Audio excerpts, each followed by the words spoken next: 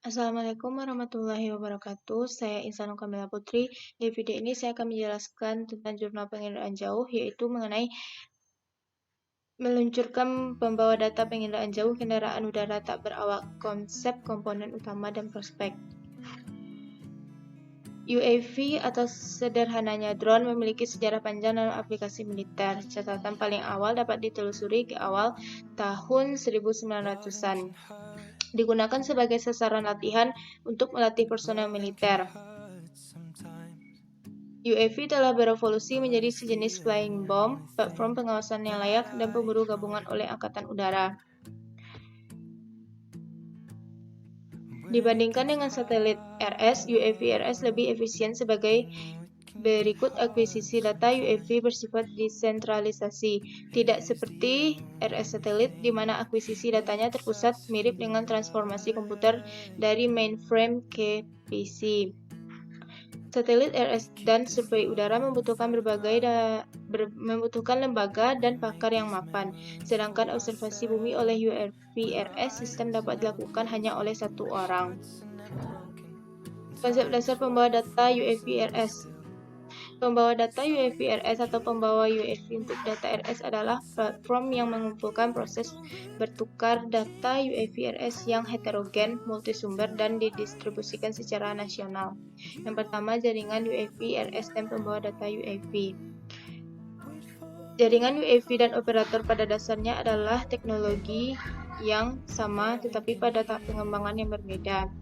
Yang kedua, ada pengembangan pembawa data UAV diimplementasikan dalam 3 tahap di China. Tahap pertama dilaksanakan selama periode rencana 5 tahun. Dikhususkan oleh satu pesawat yang tidak cerdas, memiliki standar yang berbeda, dan terisolasi. Tahap kedua ditandai dengan jaringan kecerdasan, kompatibilitas standar, interoperabilitas jaringan, dan sistem teknologi observasi jaringan UAV. Tahap ketiga dilaksanakan dengan fitur-fitur termasuk integrasi multi-jaringan online sepanjang waktu, operasi cerdas, koordinasi tugas. Komponen utama. Ada 3 komponen utama pembawa data UAV RS. Yang pertama, drone port UAV terdistribusi untuk aplikasi. Misi utamanya mencakup pembentukan jaringan UAV secara nasional serta agregasi dan manajemen data UAV. Berfungsi sebagai bandara UAV untuk mendukung situs jaringan regional. Kedua, ada penjadwalan sumber daya UAV dan regulasi penerbangan. Teknologi dan sistem manajemen lalu lintas udara yang ada tidak dapat melihat dan mengelola semua UAV RS terbang.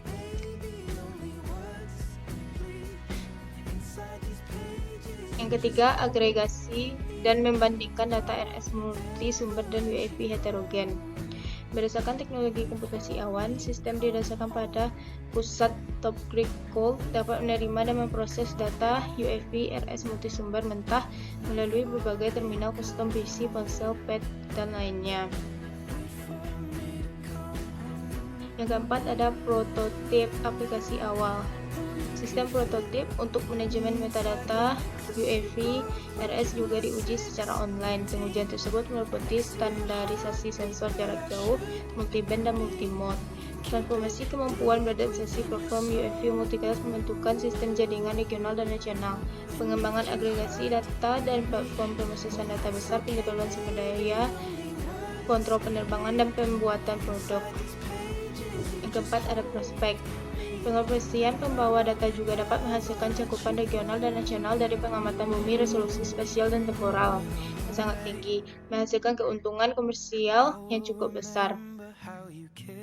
Proyek yang sedang berjalan didanai oleh pemerintah mempercepat pembangunan pembawa data UAV ini. Demikian yang dapat saya jelaskan. Assalamualaikum warahmatullahi wabarakatuh.